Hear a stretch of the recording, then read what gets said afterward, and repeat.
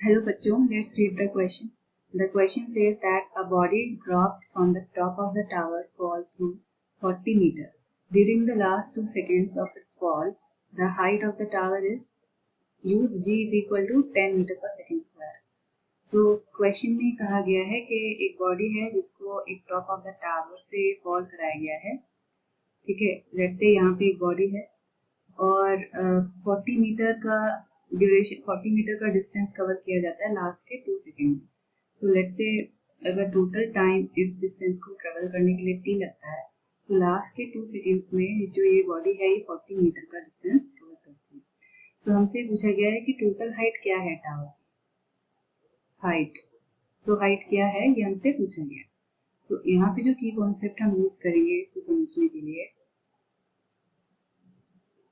वो है Newton's equation of motion. तो न्यूटन इक्वेशन ऑफ मोशन क्या कहती है? ये तीन इक्वेशंस हैं जो कि रिलेशन है वेलोसिटी, टाइम और डिस्टेंस का, और ये तभी वैलिड होती हैं जब कोई ऑब्जेक्ट मोशन कर रहा हो कांस्टेंट एक्सेलरेशन से. ठीक है, सो यहाँ पे जो हम यूज करेंगे वो है सेकेंड इक्वेशन ऑफ मोशन जो कि है s is equal to ut plus half gt square. Let's say जो डाउनवर्ड डायरेक्शन है वो पॉजिटिव है. डाउनवर्ड डायरेक्शन को हम पॉजिटिव मान रहे हैं तो यहाँ g जो है वो प्लस gt स्क्वायर आएगा.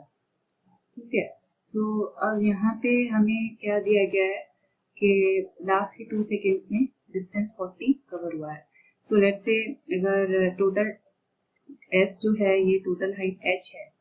ठीक है, इनिशियल वेलोसिटी 0 है और टाइम को t ही लेते हैं अभी फिलहाल के लिए. So h is equal to half G T square. ये होगा टोटल टाइम में कितना हाइट ट्रेवल किया, तो टोटल हाइट ट्रेवल की टी टाइम में. ठीक है, let's say this is equation number 1. अब जो कहा गया है कि लास्ट के 2 सेकेंड्स, तो मान लेते हैं कि अगर 2 सेकेंड में 40 मीटर ट्रेवल किया गया है तो जो रिमेनिंग पोर्शन होगा टॉप का जो कि t इज इक्वल टू 0 से t माइनस 2 सेकेंड तक का रहेगा, वो distance total height h minus 40 meter होगा. तो इस केस में अगेन इक्वेशन को अप्लाई करते हैं सेकेंड इक्वेशन को. So h minus 40 total height minus 40 is equal to half G t minus 2 का होल स्क्वायर. तो यहाँ पे क्या है कि u अगेन 0 रहेगा तो half G t minus 2 whole square आ जाएगा. ये इक्वेशन नंबर 2. अब इक्वेशन नंबर 2 को इक्वेशन नंबर 1 से डिवाइड कर देते हैं. डिवाइडेड बाय 1, तो हमें क्या मिलेगा? h minus 40 divided by h is equal to t minus 2 का whole square divided by t स्क्वायर. So 1 minus 40 upon h is equal to t minus 2 divided by t, और यहाँ आ जाएगा रूट, क्योंकि स्क्वायर हटाएंगे तो यहाँ लेफ्ट हैंड साइड में रूट आ जाएगा. सो अब हमारे पास ये इक्वेशन आ गई. हमारे पास h भी नहीं है और t भी नहीं है. सो लेट्स से यहाँ पर हम फर्स्ट इक्वेशन से h को h is equal to half G T square को सेकेंड इक्वेशन में सब्सटीट्यूट कर देते हैं. So substitute equation 1 in 2.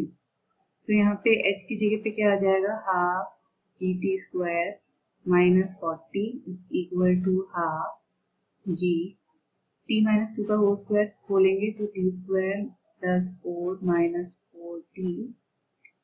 सो इसको सॉल्व करने पे क्या आएगा? Half G T square minus 40 is equal to half G T square minus 1/2 G into 4 plus minus half G into 4t.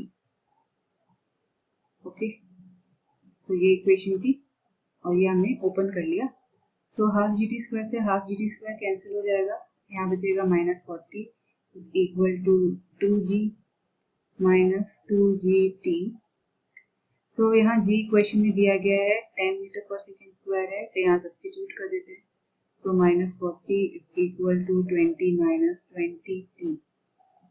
So 20t is equal to 60. t is equal to 3 second आ जाएगा। तो ये है total time जो उसको ये height को travel करने में लगेगा। अब इस इक्वेशन को इस रेशियो में सब्स्टिट्यूट कर देते हैं, ठीक है। तो इस रेशियो में सब्स्टिट्यूट करेंगे तो क्या आएगा, root 1 minus 40 upon H is equal to t minus 2 divided by T. तो हमारा बेसिक हमें जो क्वेश्चन में निकालने के लिए कहा है वो हाइट है, ना कि टाइम। सो टाइम हमें निकालना था क्योंकि यहाँ 2 अननोन थे, तो हमने सब्स्टिट्यूशन के थ्रू टाइम निकाल लिया। अब यहाँ प्लेस करते हैं, ठीक है। तो 1 minus 40 upon H is equal to 3 minus 2 is 1 and again 3, square कर देते हैं दोनों तरफ, तो ये हो जाएगा 1/9 और 1 minus 1/9 is equal to 40 upon H.